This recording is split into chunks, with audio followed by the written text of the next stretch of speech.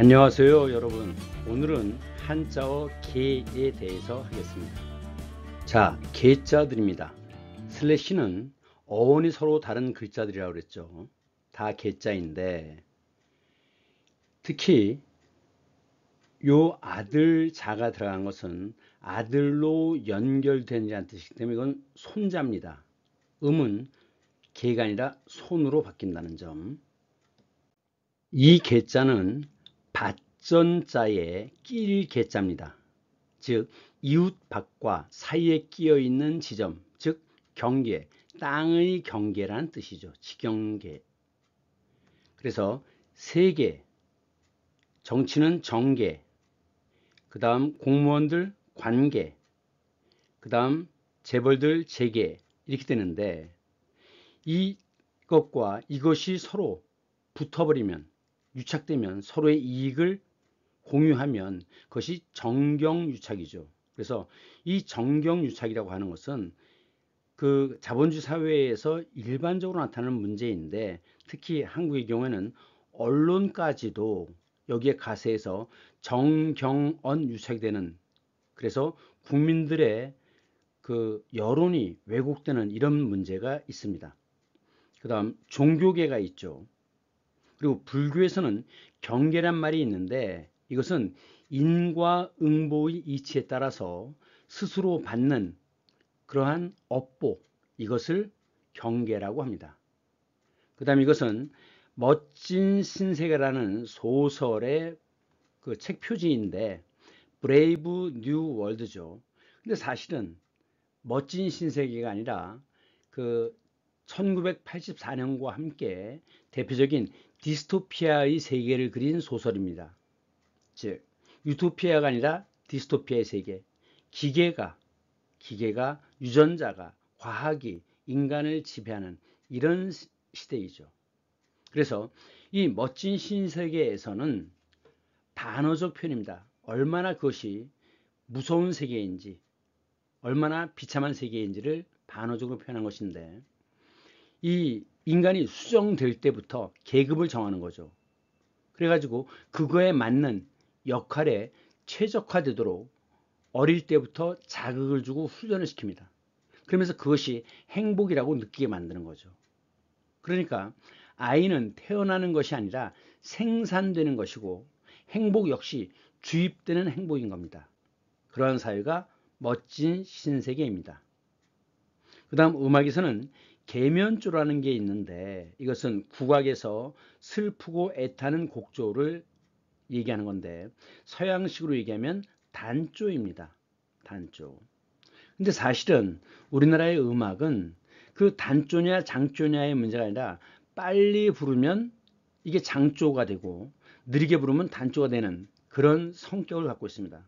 그래서 예를 들면 전우의 시체를 넘고 넘어 이렇게 되면 이건 굉장히 슬픈 곡조가 되죠. 하지만 전우의 시체를 넘고 넘어 하면 씩씩한 행진곡풍의 노래가 됩니다. 이것이 우리나라 음악의 또 다른 특징이라고 얘기할 수 있습니다. 그 다음 가정과목에서는 계면활성제라는 게 나오는데 계면, 경계가 되는 면을 활성시키는 거죠. 이 제라고 하는 건 약이란 뜻이죠. 공장에서 생산되는 것들은 어입니다. 어이. 그래서 계면, 이 성질에 따른 두 물질의 경계면에 붙어서 경계면입니다. 계면. 표면 장력을 현저히 감소시키는 겁니다. 즉 사람 몸에 붙어 있는 때는 피부와 그 다음에 단백질 사이에 그 때가 붙어 가지고 안 떨어지지 않습니까? 이 사이에 달라붙어 가지고 그 둘이 붙어 있는 힘을 약화시키는 겁니다. 결국 그것이 때를 벗기는 것이죠. 그래서 비누라든가 세제라든가 알코올 이런 것들이 계면 활성제가 됩니다. 이것은 실사입니다. 그러니까 실 끝에 또 다른 실을 잇는 것이에요. 그래서 이을 개자입니다. 그렇기 때문에 뭐 거룩한 계보, 그 다음에 체계, 시스템 또는 계열사, 계열회사라고 얘기할 때, 그리고 계통, 계파가 있는데 이 파, 이것은 갈래란 뜻입니다. 갈래. 그래서 생물에서는 진화 재현설이 있어요. 또는 진화 반복설이라고도 합니다. 이것은 시험에 나오는 거기 때문에 꼭 이해해야 됩니다. 진화 재현설은 뭐냐? 개체 발생은 개통 발생을 반복한다는 겁니다. 무슨 얘기냐면, 자, 박테리아 수준에서부터 이렇게 진화가 시작되죠. 그래서 이렇게 올라오는데 어류가 나타나고 인간으로 올라온 이 갈래가 있습니다. 그런데 이렇게 지나가는 갈래의 주요한 특징들을 이 위에는 다 갖고 있다는 거죠. 예를 들면 인간의 경우에 꼬리뼈가 있다고 그러잖아요. 그래서 이것이 이제 그 원숭이로부터 진화가 된 것이다, 이렇게 얘기하는 거죠. 그러니까 이 원숭이가 갖고 있는 특징과 인간을 갖고 있는 특징으로 나뉠 때 비록 태화가 됐지만 꼬리뼈의 흔적이 나타난다는 겁니다. 그래서 김영국이라고 하는 개인이 처음엔 알의 형태였죠. 어류처럼 알의 형태였습니다. 그래서 물고기처럼 꼬리가 있고 아가미 호흡을 하다가 이것이 점점 양서류를 거쳐서 그 다음에 포유류로 이렇게 넘어가는 과정을 반복하는 거죠. 이것이 바로 김영국이라고 하는 개체가 발생할 때는 그 박테리아부터 진화해온 과정, 개통 발생을 반복한다는 겁니다. 이것이 진화 재현설입니다. 그런데 진화라고 하면 이 진자가 나갈 진자를 쓰기 때문에 발전한다라는 뜻으로 생각하는데 생물학에서는 그렇지 않다고 합니다. 진화라고 하는 건 그냥 돌연변이일 뿐이에요. 예를 들면 암 같은 경우도 이것은 돌연변이죠. 돌연변이. 그럼 돌연변이가 왜 생기느냐? 생물학적으로는 그 다양하게 만들어서 환경의 변화에도 그 종이 살아남기 위한 방법이라고 합니다. 그러니까 결국 암이라는 것도 이것이 그 종의 생존의 수단이었다는 거죠. 그런데 이 진화라고 하는 것은 돌연변이 자체를 가리키는 것이고 그것이 바로 진보, 발전이 아니라는 겁니다. 다만 돌연변이가 되었을 때 그것이 환경에 적합한 것만, 적자만이 살아남는다. 이것이 적자생존이죠. 그래서 결국은 진화는 진보가 아니다라는 개념을 강조합니다. 그 다음 이것은 이을 개자에 사람인이 들어갔죠. 그래서 사람 사이의 관계입니다. 그래서 관계라고 할 때 이걸 쓰는데 계장이라는 직책도 있어요. 자, 직급과 직책은 다릅니다. 직급은 급여와 관련돼 있어요. 보통 우리나라는 연봉에 따라서 점점 월급이 올라가는 형태죠. 그래서 직급은 인턴, 사원, 대리, 과장, 부장, 이사, 뭐 상무이사, 사장 뭐 이렇게 올라갑니다. 이것이 직급입니다. 그거에 비해서 직책에서 책은 책임입니다. 그러니까 책임이라는 건 어떤 일을 진행할 때 그 일을 책임진다는 뜻이에요. 따라서 전체 그 새로운 프로젝트가 생겼을 때 그것을 진행하는 사람이 팀장이고 그것이 복잡할 경우에는 갈래를 나눠야 되죠. 이렇게 갈래를 나누어서 책임을 지게 합니다. 그것이 바로 계장입니다. 그 다음 수학에서는 계수란 말이 나옵니다. 계수는 대수식에서는 대수라는 건 알지브라죠. 알지브라. 그 대수의 반대는 기하입니다. 그래서 지오메트리인데 이 지오는 땅이고 메트리는 측정하다라는 뜻입니다. 그래서 결국 논과 밭의 크기를 측정하는 것이 이것이 지오메트리죠. 중국 발음은 지허이지만 지오메트리와 발음이 비슷하죠. 이것을 우리 한자음은 기하기 때문에 수학을 얘기할 때 대수냐 기하냐 이렇게 얘기하는 겁니다.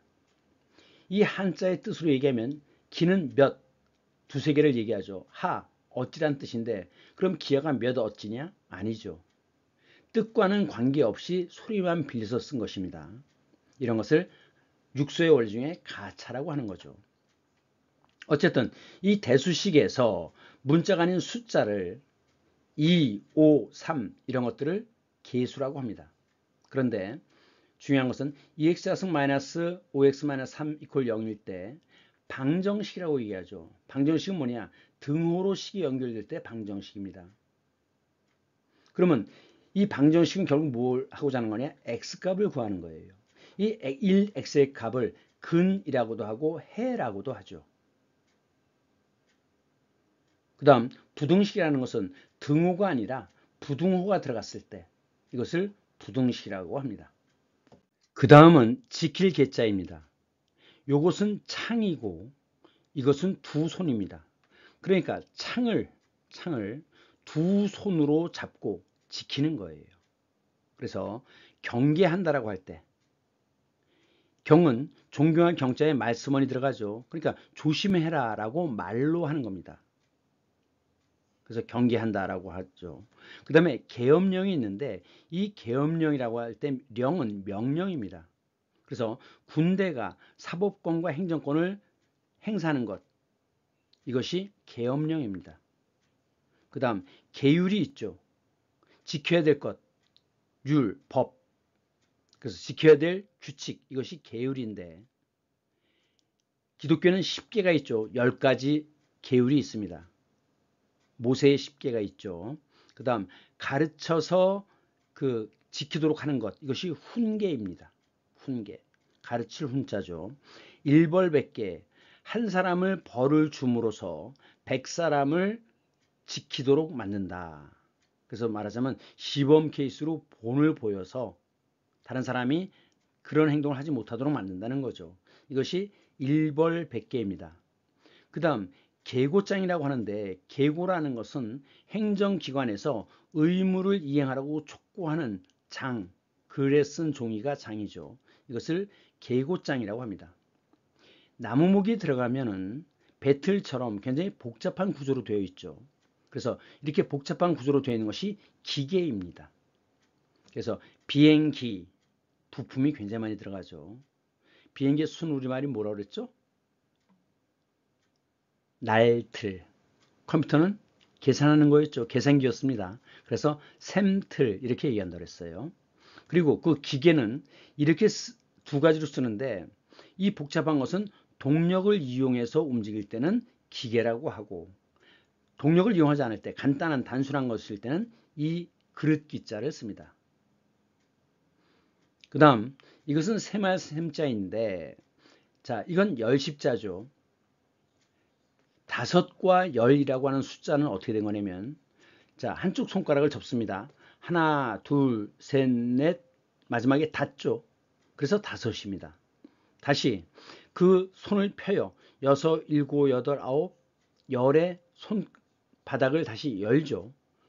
그래서 5은 닫다, 10은 열다와 관계 있는 겁니다. 옛날에 계산을 할 때는 그 한쪽 손가락을 가지고 손가락을 구부렸다 폈다 하면서 계산을 했어요. 그래서 그 계산할 때는 1개, 2개, 3개 이렇게 말로 하죠. 그래서 이게 세말 계자입니다. 계교를 꾸미다. 이 교라고 하는 것은 이것은 교묘하다는 뜻입니다. 교묘하다. 그래서 아주 교묘한 계획을 세우는 것, 이것이 계교를 꾸미는 겁니다. 그리고 계략, 이 략은 전략이죠. 그리고 책략, 계책. 그래서 계략, 계책 다 책략이란 뜻이에요. 그 다음 계측, 이 오른쪽은 즉시라고 할 때 즉자지만 왼쪽에 삼수변이 들어가면 이것은 물의 높이를 재는 겁니다. 그래서 이것은 제일측자예요. 제일측. 그래서 그 양이나 높이, 부피 이런 것들을 재는 것이 계측입니다. 계측, 측량한다는 뜻입니다. 그랬을 때 그것을 측량하는 판넬로 되어 있죠. 납작한 판으로. 그것이 계기판입니다. 그 다음 계량기, 량은 부피를 얘기하는 거죠. 그래서 계량, 그 양을 측정하는 것은 계량기이고 그 다음 캘큘레이터, 계산기죠. 그리고 이제 다 먹고 나서는 계산서를 내밉니다. 그리고 계획경제, 뭐 3개년 계획, 5개년 계획 이런 계획경제가 있죠. 그 다음에 계획표라는 게 있는데 이 표는 우리가 지금 보통 테이블 이렇게 얘기하지만 원래 이 표라고 하는 건 뭐냐면 임금에게 아뢰는 글이에요. 그래서 제갈량의 출사표가 있죠. 출사표. 임금에게 아뢰는 글이었다라는 것이고 그 다음에 가계부, 이 부는 장부란 뜻입니다. 그래서 수익과 지출을 적는 것이 가계부죠. 그 다음 살아나갈 때 연탄에 얼마, 뭐 휘발유 얼마 이렇게 계산을 해야 됩니다. 그래서 이것이 생계비입니다. 바둑의 경우에는 바둑을 다 두고 나면 계가를 하죠. 집수를 계산합니다. 이것이 계가입니다. 그 다음 미인계, 요건 계책, 계략이란 뜻이죠. 미인계. 이 월왕과 오왕은 철천지 원수지간이었어요. 철천지 원수라는 건 하늘까지 뚫을 정도로 철천지 원수다. 또는 불구대천지 원수다라고 하면 같은 하늘을 이지 못할 정도로 원수라는 겁니다. 그래서 계속 싸웠는데 이 월왕 구천이 서시하면은 중국에서 3대 미인 중에 한 사람입니다. 서시를 오왕 부차에게 보내가지고 이 부차가 서시에게 폭 빠져서 정사를 돌보지 않도록 한 다음에 그 다음에 전쟁에서 승리했죠. 이것이 미인계입니다. 그런데 그 구천과 부차 사이에는 고사성어가 많아요. 이제 한때는 구천이 승리하고 한때는 부차가 승리했는데 이 둘은 한번 패하고 난 다음에는 와신상담, 신은 세신자지만 위에 풀초가 들어가면 이건 장작신자입니다.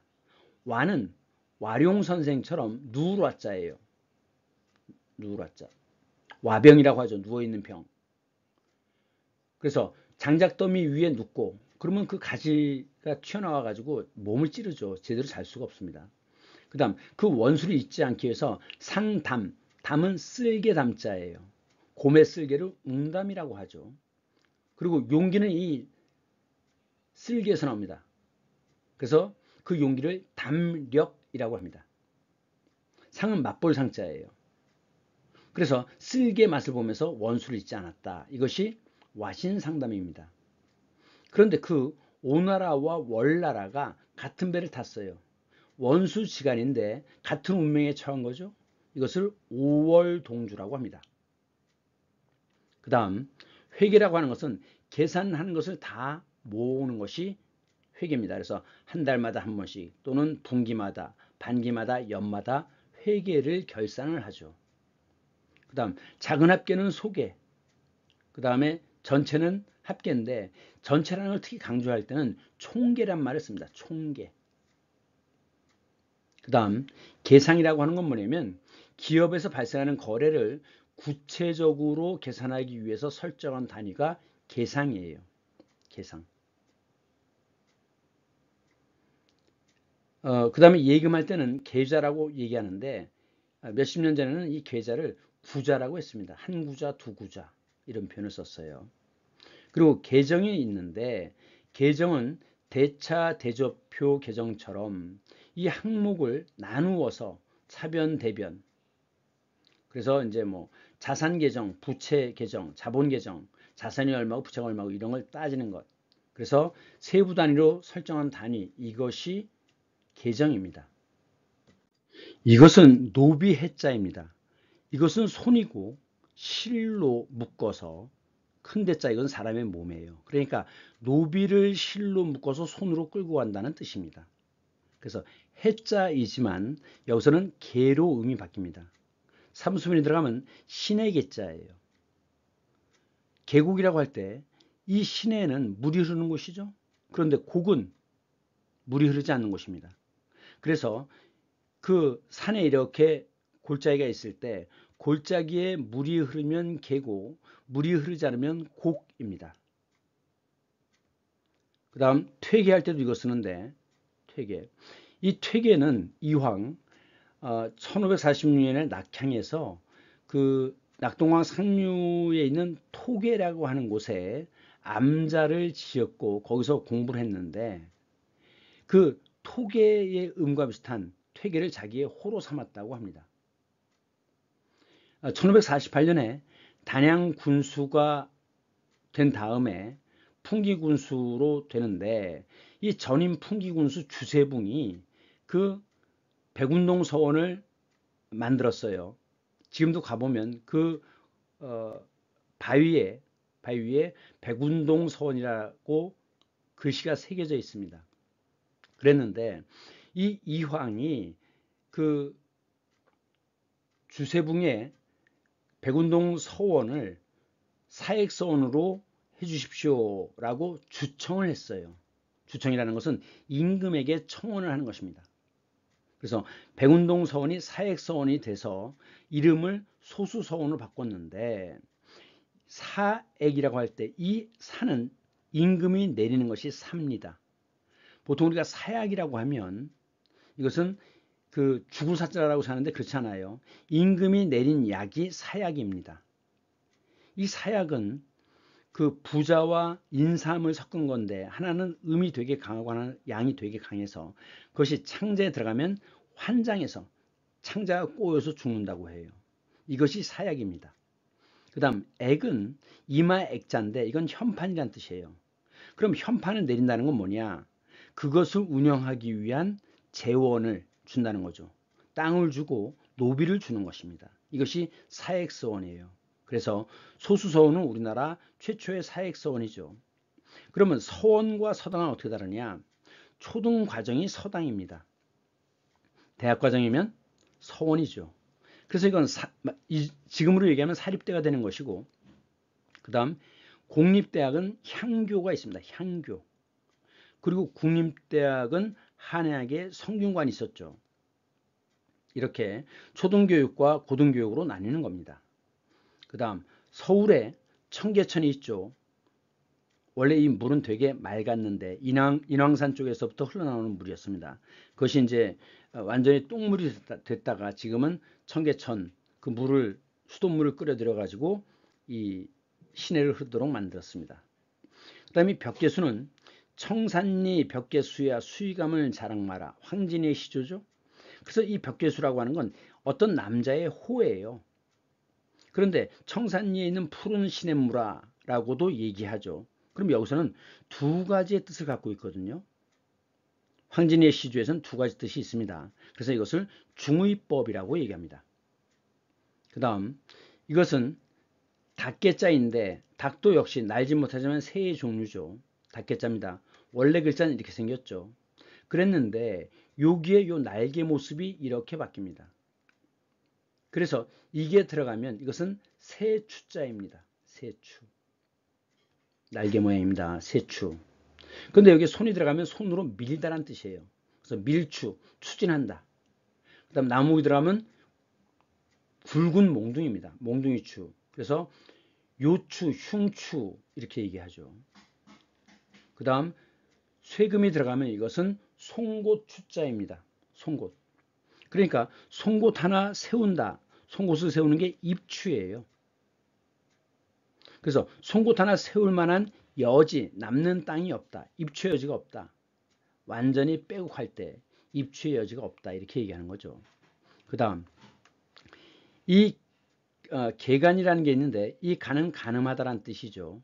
이것은 닭은 생식기와 똥꼬가 같은 기능을 한대요. 그렇기 때문에 닭은 그 교밀할 때 꼬리 쪽을 서로 잇죠.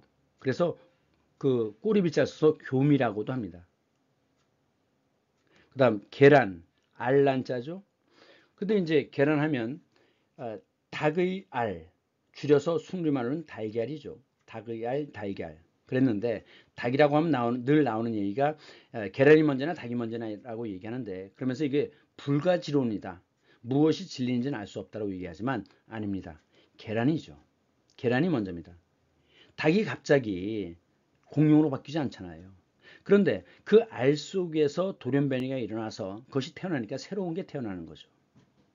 그렇기 때문에 닭이 먼저냐 계란이 먼저냐?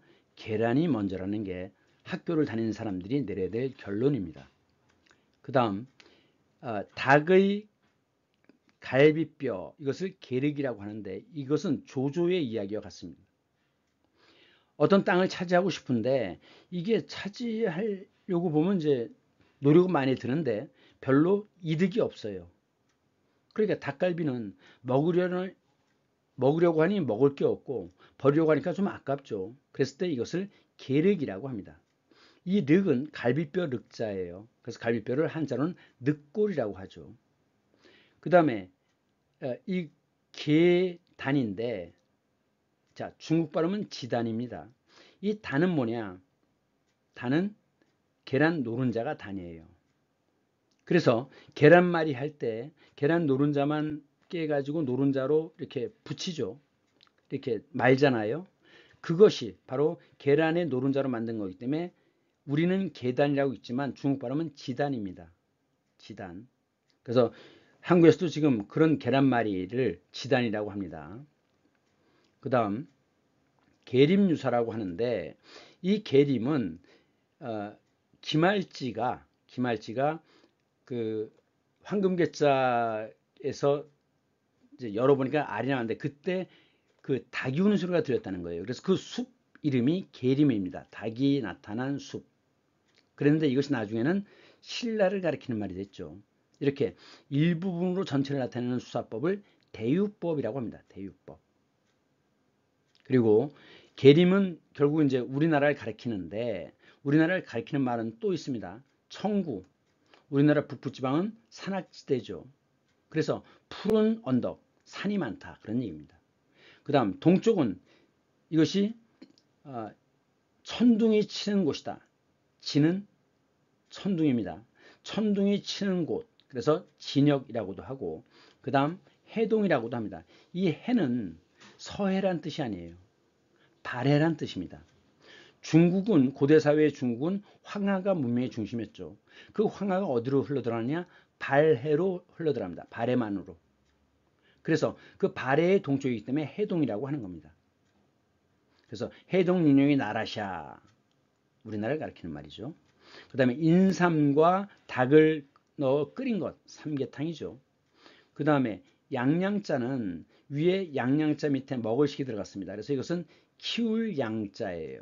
그래서 돼지를 키우면 양돈, 돼지를 키우면 양돈, 벌을 키우면 양봉, 닭을 키우면 양개 이렇게 되죠. 그 다음 싸움닭을 투개라고 하죠. 싸울투, 검투사 할 때 투.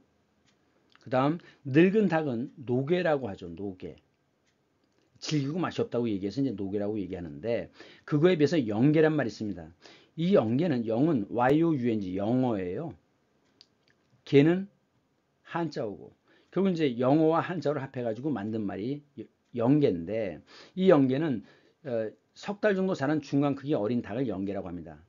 근데 이것이 이제 그 1990년대에 이 영개라고 하면 젊은 여자를 가리키는 성적인 표현으로 사용됐습니다.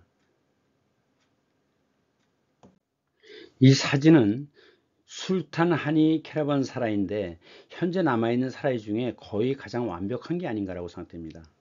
술탄은 아시죠? 이름이 한이고 캐러반은 대상이죠. 사라이는 궁전이라는 뜻입니다.